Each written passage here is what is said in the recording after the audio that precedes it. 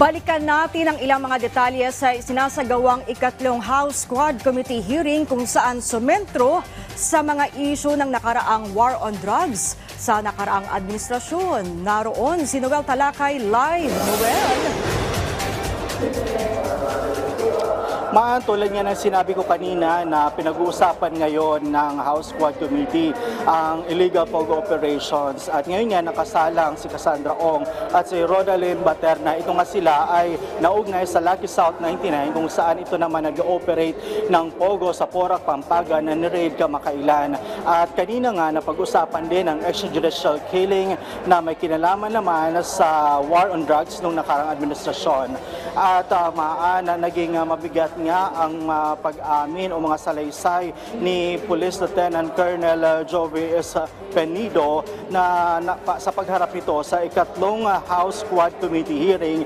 Batay kasi sa kanyang mga sinumpaan salaysay, inamin ni Colonel Espenido na mayroong quota o reward system noong ipinapatupad ang Operation Tukhang bilang isa sa mga programa ni ng Duterte administration sa war on drugs. Nasa 50 hanggang 100 per day ang ibinigay umano sa kanila na quota. Kinumpirma din na mayroong reward system at ito nga ay nagbibigay sa kanila ng nasa 100,000 ang bawat reward system. Ito nga si Espenido ay dating police chief ng Albuera, Leyte kung saan noong panahon ni Duterte, sinabi rin niya na siya nga ay hinandpick na General dating PNP Chief Bato de la Rosa, nga ngayon senador, na mamuno ng maging hepe ng Albuera at pinakausapan nga raw siya na linisin ang illegal na droga doon sa Albuera, Leyte. At agad naman sumagot dito si Senator Bato at ito naman ang kanyang naging pahayag.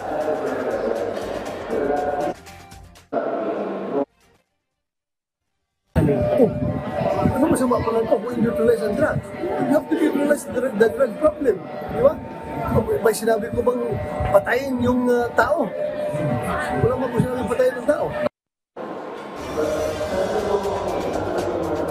Sinabihan din sinabihan daw ni Bato si Espenido na gawin ang lahat na legal na paraan para mahinto na ang problema sa illegal na droga sa lugar niya.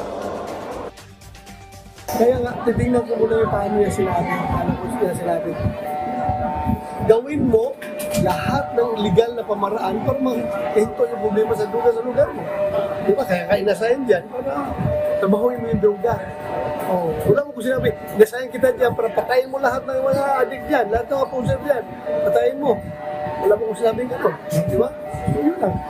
Trabaho mo yan, as chief of police, linisin mo yung kapaligiran mo.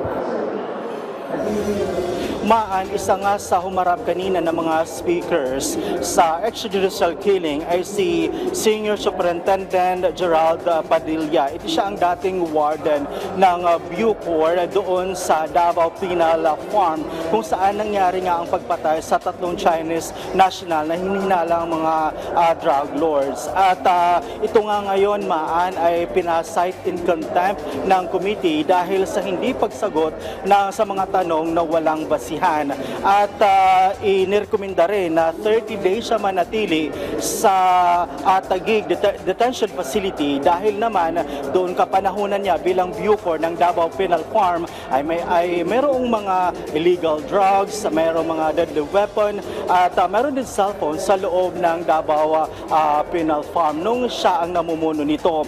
At dumalo rin Jimmy Fortaleza. Ito naman yung sinasabi nung nakaraan ni na Magdadaro at Mita na ang nagbigay ng pagkain sa kanila.